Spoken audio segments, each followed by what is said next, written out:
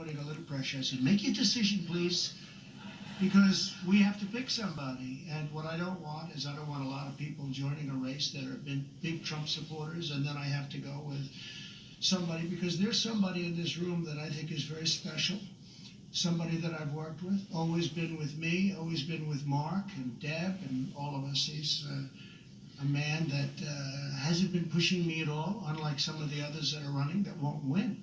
They won't win. You know, we have another race after this one.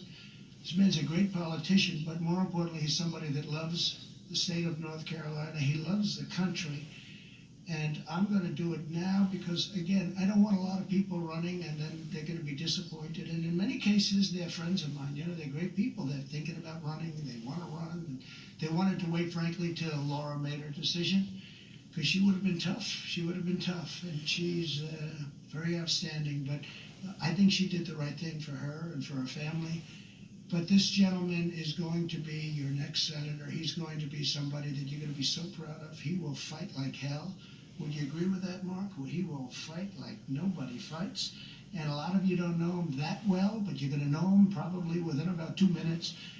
Ted Budd, please come up. Please come up. Please come up, Ted. I am giving him my complete and total endorsement. We're going to work with him. We're going to campaign with him. You can't pick people that have already lost 2 races. You can't pick people that have already lost 2 races and do not stand for our values. So I'm going with Congressman Ted Budd, complete and total endorsement. Come on up, Ted. Congressman Ted Budd. Endorsed by former President Donald Trump. Wow, Mr. President, thank you so much. You know, and go back to 2016. I was in a 17-way race and won that primary and got here. I was a business guy that never run for office.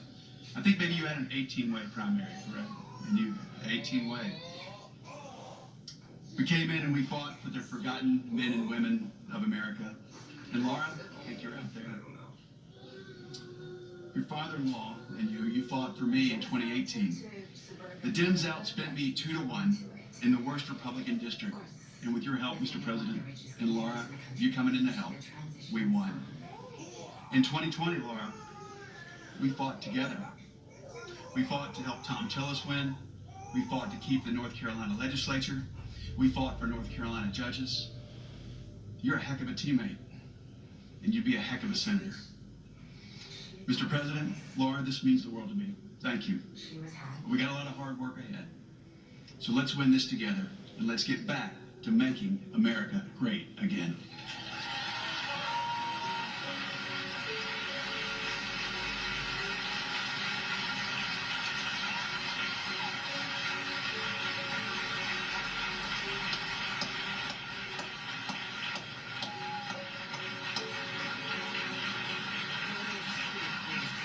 Well, thank you very much, Ted. You know, honestly, he did not know about this until about 15 minutes before I walked to the podium. And he was very taken by it. And I have read this on numerous occasions, so I'm not saying it myself. The wonderful, that's a lot of media, that's good. But it's hard for them to cancel when you get great ratings, isn't it? You know?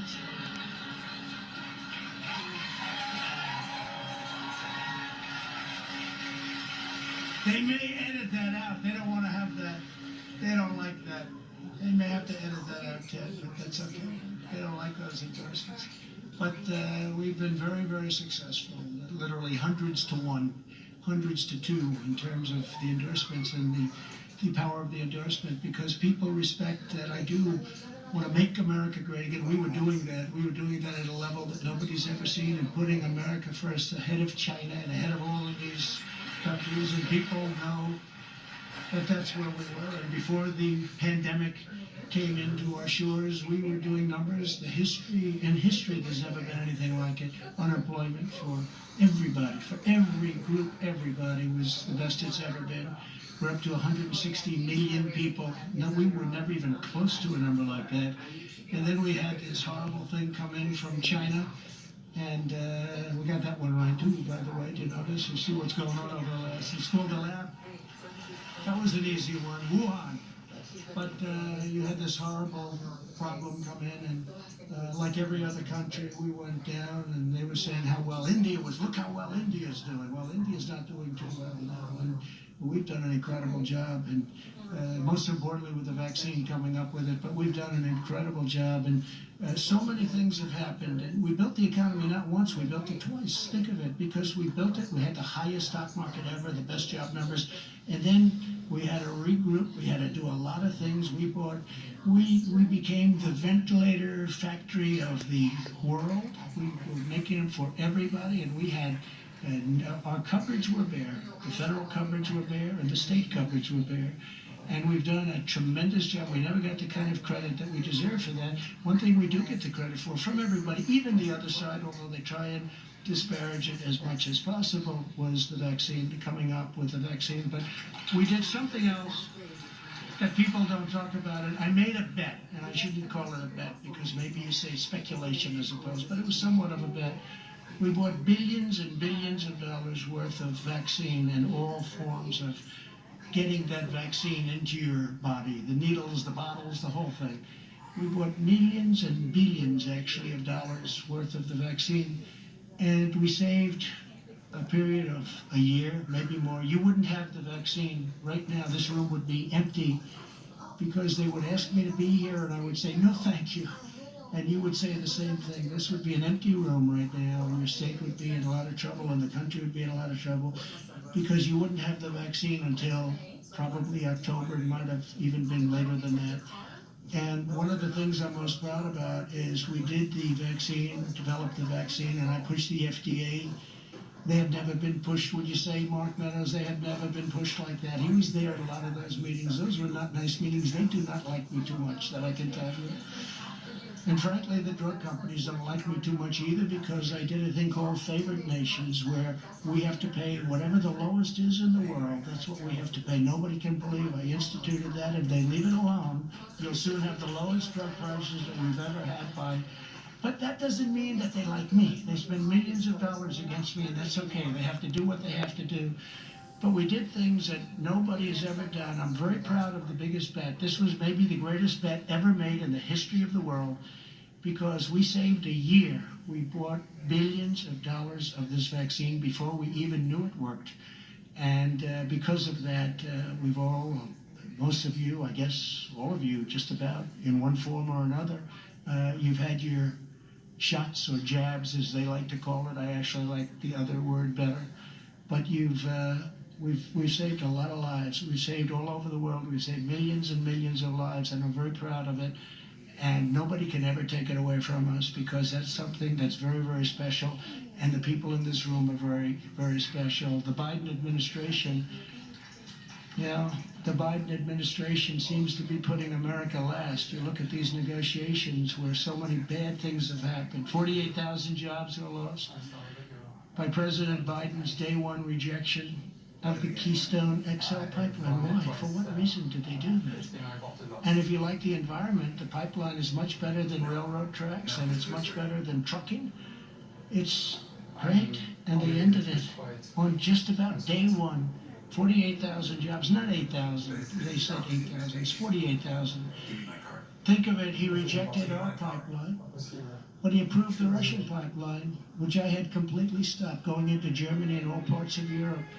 So I stopped Russia, and I have a very good relationship with President Putin, but there's never been anybody as tough on Russia than I was.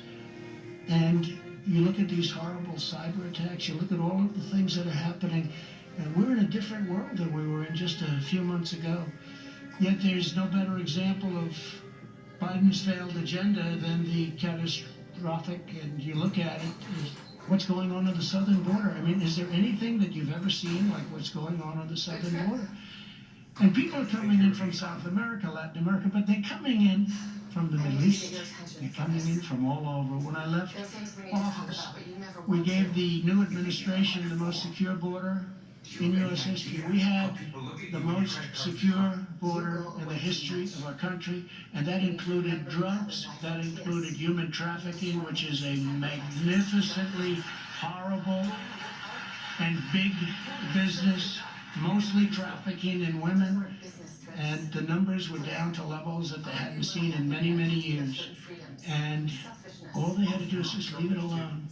Just leave it alone. If you leave it alone, it would have gotten better and better. And the fact that we built almost 500 miles of wall, in just a few months it would have been completed. It took 2.5 years of litigation to get to build the wall, and what an impact it had. But it would have been completed, totally completed, in just a couple of months, and they stopped it. Now I understand they're starting it again. That one was just too easy. But wait till they find out wait till they see what those contractors are going to do to them. Well, you know, this is going to cost us 5 times more money now because we weren't prepared. You know, it's the old story. They're the greatest negotiators in the world. They may not have gone to the greatest business schools, but they're the greatest negotiators. But we negotiated historic agreements with Mexico, Honduras, Guatemala, El Salvador to stop illegal immigration. We ended asylum and asylum fraud. The fraud of what was going on at our border was unbelievable. We instituted rapid removals on the border, and that's really rapid. I call it one-day turnaround of criminals coming into our country, sending people home in record time. We have times that nobody ever heard of before. We ended catch and release. That's where you catch somebody. Could be a horrible criminal. You catch somebody, a rapist, a murderer, could be a drug dealer, and we release them. It's called catch. We catch them and we release them into our country. Well, we didn't do that. We empowered ICE to do their jobs. ICE is incredible. The Border Patrol is incredible.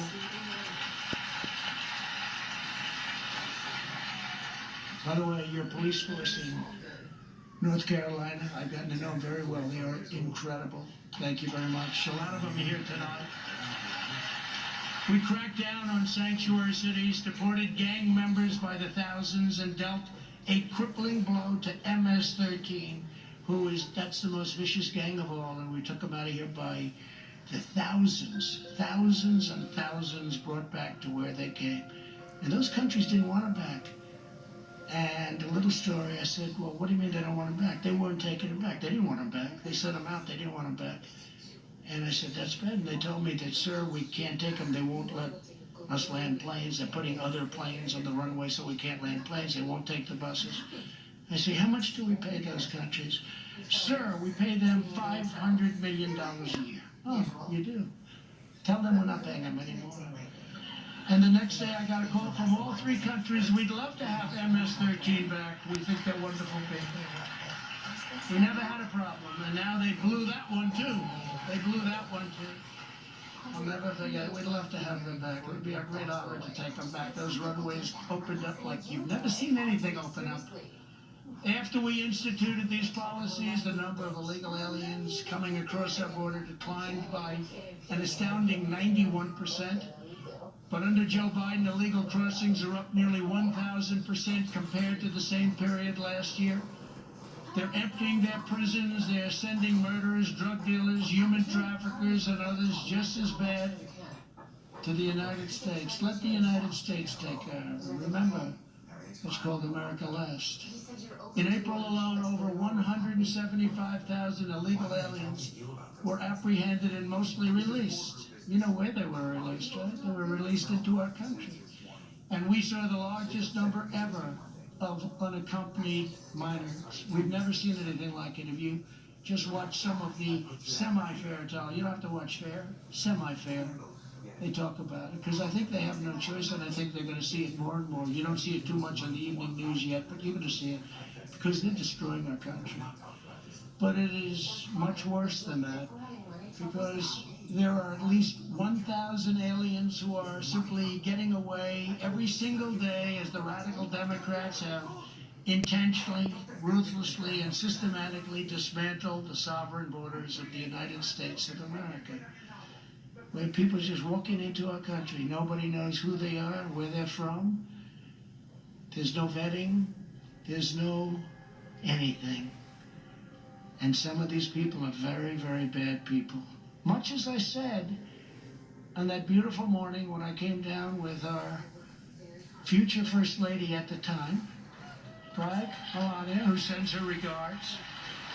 But we came down that beautiful gold escalator in Trump Tower, and I made that statement and people hated it. It turned out that my statement was very minor compared to the actual facts. It was very, very minor. It's another thing we were right about. Without a border, you cannot have a nation, certainly not a great nation. We fight for other countries' borders, but we don't fight for our own border. Think of it. We fight for other countries' borders, but not for our own.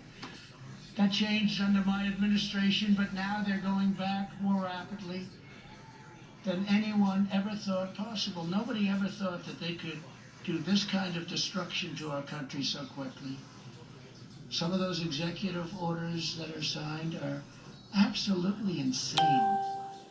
Biden has halted wall construction, suspended removals and even removals of just horrible, horrible people, stopped enforcement, shredded our groundbreaking, remain in Mexico. So we had that groundbreaking plan that took us a long time to get, because Mexico, like the other countries, were taking advantage of the United States. Everybody was taking advantage of us.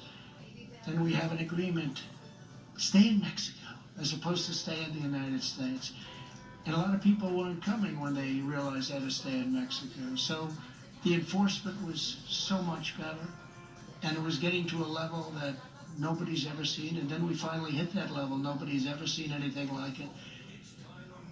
They turned America into a sanctuary for criminal aliens, and effectively they were abolishing ICE through agency directives. What they've done to ICE and what they've done to our Border Patrol heroes is incredible. It's incredible. And these are some of the finest people you'll ever meet. I got to know so many of them, and they're among the finest people you'll ever meet. It's true. They love our country.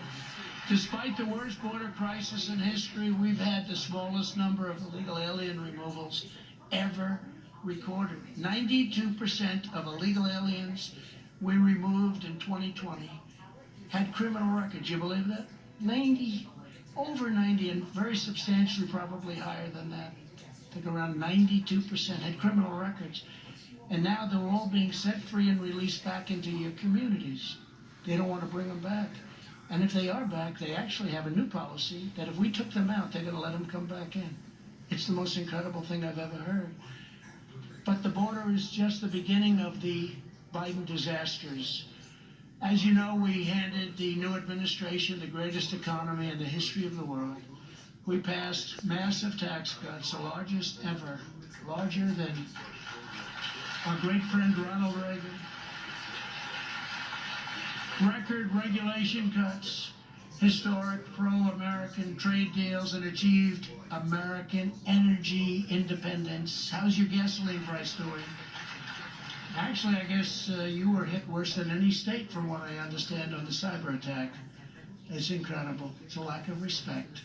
After the pandemic began, we launched the fastest economic recovery on record. We produced 3 vaccines and numerous therapeutics to defeat the virus. You know, they don't talk about the therapeutics, but we came up with things that are incredible and I think extremely effective. All Joe Biden had to do was sit back and do nothing, and it was taking off like a rocket ship. Nobody's ever seen it. Between the economy and all of the other things we did, the border. Instead, the economy is going to hell, and inflation is going to cause a catastrophe in the near future. The New York Times, who I don't often quote, just stated, 1 million jobs a month seemed within grasp not long ago. Think of it, 1 million jobs a month seemed within grasp not long ago, but now it looks like wishful thinking. Isn't that sad? And we would have done much better than that. But that's the New York Times saying it. Monthly jobs numbers have missed expectations the last 2 months in a row. And you saw what was released on Friday. They were devastating numbers, job numbers. Inflation is now at the highest level in 13 years and is going to go up very substantially. It's going to cost you a lot more. Imposing a stealth tax on hardworking Americans, and especially on middle-income Americans. Biden re-entered the job-killing Paris Climate Accord, a terrible deal that is pro-China, pro-Russia, and anti-America, and will cost America trillions of dollars over the years. This is a deal that is so one-sided against us, like practically no other deal, but they're all bad. But this one's a real beauty. But it sounds so nice, right? The Paris Environmental Accord. Gas prices have increased almost 71% since 1 year ago. Think of it. Democrats are now attempting to pass the largest tax hike in American history. And it will affect everybody. They're saying it's against the rich. It's against everybody. And a lot of the rich will take off to go to other countries. A lot of the companies that I brought back are going to leave and go back to other countries where they can not have to pay all of their profits out in taxes. They're talking about the biggest tax hike in history by far. They're also pushing a $2.25 trillion infrastructure bill. That's not infrastructure. It's the kind of things that you don't want. 9% looks like it might be infrastructure, but mostly it's not infrastructure at all. The Democrat legislation also includes an extreme plan to abolish single-family home zoning, which would obliterate your home values, increase crime, and destroy the suburbs, all to satisfy the far-left agenda of AOC, Bernie Sanders, Rashida Tlaib, and Ilhan Omar, who's telling us how to run our country. She's had great experience. She comes from a country that's done a wonderful job running their country. Now she's telling us how to run our country. While Democrats push economic policies designed to punish American workers, Republicans must keep on fighting to protect, promote, and uplift the American worker who we cherish. Amen. And that begins with standing up to communist China. Amen. Last year, China inflicted an estimated $16 trillion of economic damage onto the United States with a virus that I call the China virus because I want to be accurate, that claimed the lives of hundreds of thousands of our fellow citizens. Amen. And look at the world. Look at what happened to the world. It's not just us, it's the world. And had we not come up with a vaccine, you would have had a 1917 Spanish flu number. They lost, they say, up to 100 million people. You would have had those kind of numbers. You would have had numbers that were just unthinkable. But because of what we've done as a nation, because of the speed that we came up with a vaccine, the world will not have that. Many places in the world are getting better. Even India today announced that they're starting to heal. The media, the Democrats, and the so-called experts are now finally admitting what I first said 13 months ago. The evidence demonstrates that the virus originated in a Chinese government lab. Couldn't say it. You couldn't say it. And Dr. Fauci, who I actually got along with, he's a nice guy. He's a great promoter, you know. Not a great doctor, but he's a hell of a promoter. He likes television more than any politician in this room. And they like television. But he's been wrong on almost every issue. And he was wrong on Wuhan and the lab also, very wrong.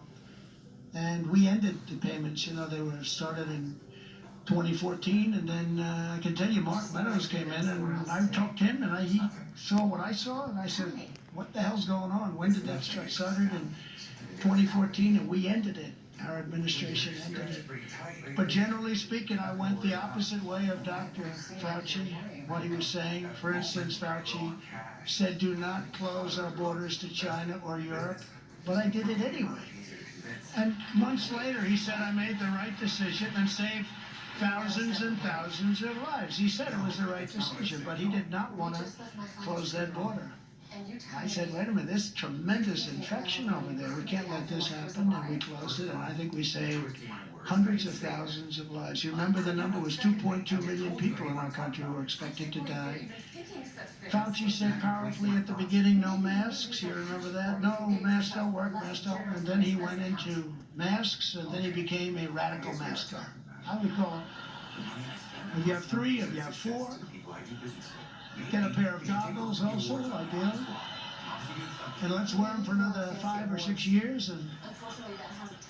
But Fauci has perhaps never been more wrong than when he denied the virus and where it came from. The time has come for America and the world to demand reparations and accountability from the Communist Party of China. Amen. Amen. Amen. We should Totally. declare within one unified voice that China must pay. They must pay. Absolutely right. That's the only reparations that we need in this country, is from the China communist regime.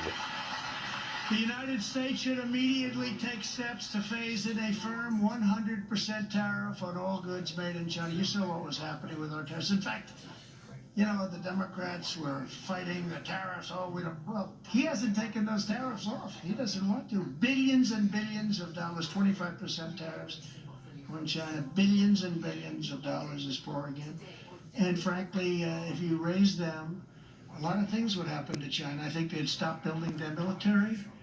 I think a lot of companies would move back to the United States. And I'm not only talking about China, I'm talking about others. Because what China does is they'll sell through other countries. They're very ingenious, they're very smart.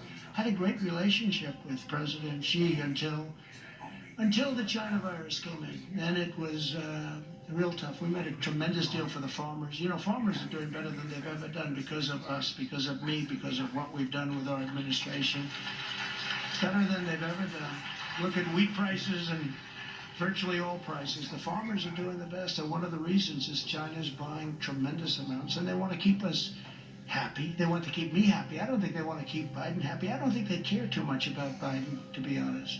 But they wanted to keep me happy, and they were investing with our farmers. They were buying so much of our product, and they continue to do so. We made a great deal, but after the virus came in, I just felt differently. It meant, a trade deal with China didn't mean very much. It didn't mean, to me, it was just a whole different mindset. Does that make sense? I used to talk about the trade deal. I'd drive these guys crazy. That trade deal was great. Look at our farmers, they're starting to do great.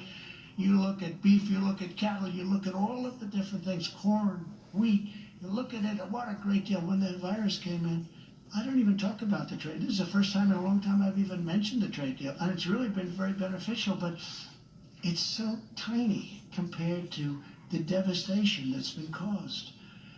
Now we should reinvest 100% of all of that money that we collect from tariffs to help bring back jobs and factories from China and other places back to America and back to the great state of North Carolina where they belong. Over the years I've built lots of hotels and lots of things, and I used to buy my furniture from North Carolina. Are you a furniture guy? Stand up. There's only one in the room. Right? But I helped you a lot, right? Good, thank you. Great to have you.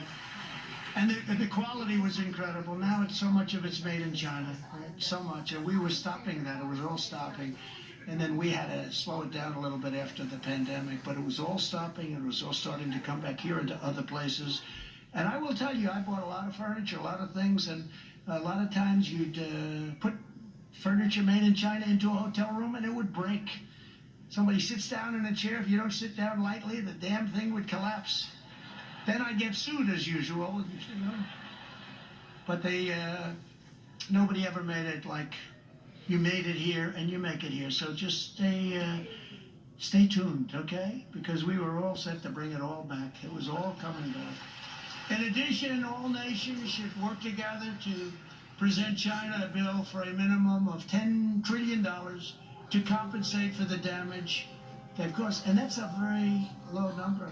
The damage is far, far greater than that. As a first step, all countries should collectively cancel any debt they owe to China as a down payment on reparations. The nations of the world should no longer owe money to China. China's destroyed so many nations. I mean, we came out better than anybody. Our economy's stronger now than any other nation. Nobody's recovered like us because of what we've done, because we laid a great economic foundation, and because of what we've done with the vaccine, and also what we've done with the distribution of the vaccine. But China should owe money to the nations of the world. They've been destroyed. These nations have been destroyed. Sadly, Amen. the current administration is very timid and frankly corrupt when you look at all of the money that they've been given as a family by China, that instead of holding China accountable, the Biden administration shut down the U.S. government's investigation into the origins of the virus shortly after taking office. What's going on? Now, Hunter, who had no experience, walked out with $1.5 billion to manage. You know how much money you make on $1.5 billion to manage? They needed Hunter's advice. They don't use the smartest people on Wall Street. They don't want their advice. I spoke to somebody on Wall Street. I won't mention his name. We'll get him in trouble. But I spoke to somebody. I said, who's one of the biggest? I said, do they do this? He said, I can't get money. And this guy's record is better than anybody. Now that's a disgrace. We must never forget that Joe Biden and his family took millions of dollars from the Chinese Communist Party. They bought them off. They flagrantly lied about it to the American voters. If you remember, it was a big deal at the time, and then all of a sudden it was canceled. They didn't want to talk about it. The big tech and the fake news media didn't want to talk about it. You could talk up a storm. In fact, I'll guarantee you those cameras are starting to go off. Twitter and Google. It's true. Yeah, those red lights. Well, there's one over there. What the hell network are you with? This guy's going to lose his job. The American voters and now Joe Biden are doing what they're doing is just terrible. And to the American voter and to our great country, because we are greater than China. There is nobody like us. Nobody has the people that we have. Nobody has the genius that we have. Nobody has the things or the system that we have when it works, but it's broken right now. It's corrupt, it's broken, whether it's elections, whether it's business, whether it's taxation, whether it's so many different things. Nobody has what our country has. The Biden administration has been one shameful and embarrassing foreign policy disaster after another. And you know the former Secretary of State, he said, Joe's never made a good foreign policy decision. Biden cravenly lifted sanctions on Iran. Oh, Iran. Oh, I would have had a deal in 1 week. 1 week. I even told them, I said, you know what, let's get the election over with, we'll make a deal. It would have been a great deal. Now they're actually asking for money. Here we go again. Remember, they got 150 billion plus 1.8 billion in cash. Now they're actually asking for money. They never asked me for money. It's unbelievable. It's so sad to see. So many things. That's one. Look at what's happening with North Korea. Remember when I first came in, we were going to war with North Korea. War is inevitable. Nuclear war we're talking about. And he's pretty well stocked up. And I got along with him. It started off a little rough, but we got along great. I liked him. He liked me. We got along great. And there were no problems. You don't even hear about North Korea. Now you're starting to hear. Because he doesn't seem to like Biden very much. And there's nobody to talk to. Kim Jong-un. He's a different kind of a guy. Takes a different kind of a guy to talk to him, too. But I got along with him.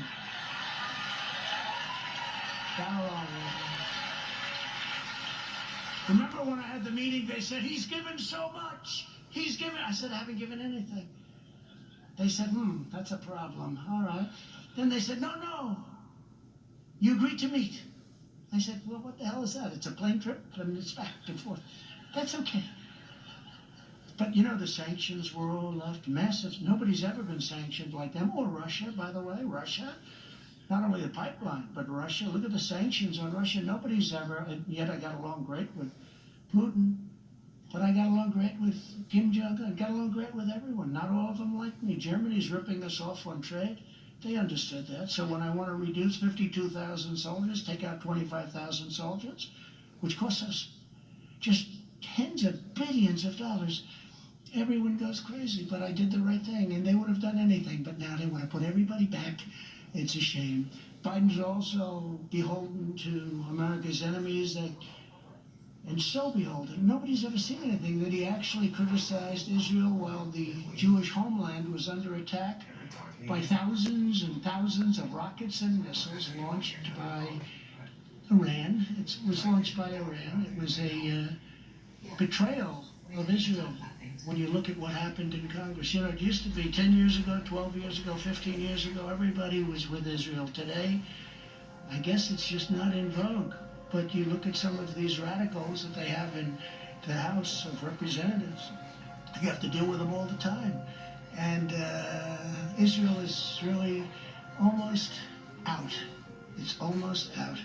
It's a very, very terrible thing. And Biden foolishly eliminated the travel ban on terror-afflicted countries. I said, I don't want people in from countries that blow up each other. I don't want them in. I don't want people in that are going to blow up our shopping centers. I don't want people in that are going to blow up our cities. And I won in court. They said I didn't win, and they were right. I lost at the lower court, I lost at the second court, and then I won at the Supreme Court, and we have a travel ban, and now they want to give it up. When the press talks about the travel ban, you ever notice that he lost in court? And they're right. I lost here, I lost there, and then I won. We got the travel ban. They don't mention the last one. But we have a travel ban, and they are ending the travel ban, as I understand it. So they don't mind people coming in that like to blow things up and kill people. And he's taking action to increase the number of refugee admissions by 700%. This is a monster. But it'll soon be by over 2,000%, and that'll go up and up and up. And I don't know what they're doing. They don't need them for voting. You know, a lot of people say they want them for voting, but they don't need them because they cheat so much in the voting. You don't have to go through this process, okay? They don't need them. I keep saying they don't need them for voting. They just throw the ballots in Listening to there. President Trump, you know why now I like him. Just throw those ballots His in there. policies Many other things. are Yep, pro-American, they're destroying our country, and now Biden is being pro-godly principles, openly mocked by China's negotiators, pro-worker, Russian President Putin, and they're all taunting him and they're races, laughing at him, and they're red, yellow, brown, black, and white, humiliating our country. born and unborn. And do you ever notice when he had a hard time going up the stairs in the plane? Nobody talks Unique about and that. diverse. Nobody talks. The news didn't cover. Not one network covered it. Now, when I made the best speech I've ever made, they said it was at West Point. And it was pouring, and I had a ramp. There was an ice skating rink, and I said to the general, General, I may have to grab you, because the last thing I'm doing is going down. So I walked gingerly down. That was on every newscast in the world, and I never went down either. I never went on my ass, I'll tell you. I wasn't going to fall. I think that was a booby trap. They are all precious in Jesus' sight. That was like a sheet of ice. We need to make a U-turn back to godly principles. Long and steep. I said, General, I might have to grab you, but I'm not going down under. And unfortunately, Part I wasn't one wearing American shoes. is about finished here. Now I have to go to part two, looks like. Leather. It's like an ice skating rink. But they made that a big story, but they didn't make the Biden fall. The triple fall. I call it the triple fall. Under my administration, America was respected again, totally respected. We withdrew from the disastrous Iran nuclear deal. We stood with Israel, recognized Jerusalem as its eternal capital, and recognized Israeli sovereignty over the Golan Heights. They've been working on that for 55 years, and I got it done. We decimated the ranks of the world's top terrorists, you know that. We got our allies to pay their fair share. We stood up for our freedoms and for our country. And we stood up to America's adversaries like never before. Nobody's ever done.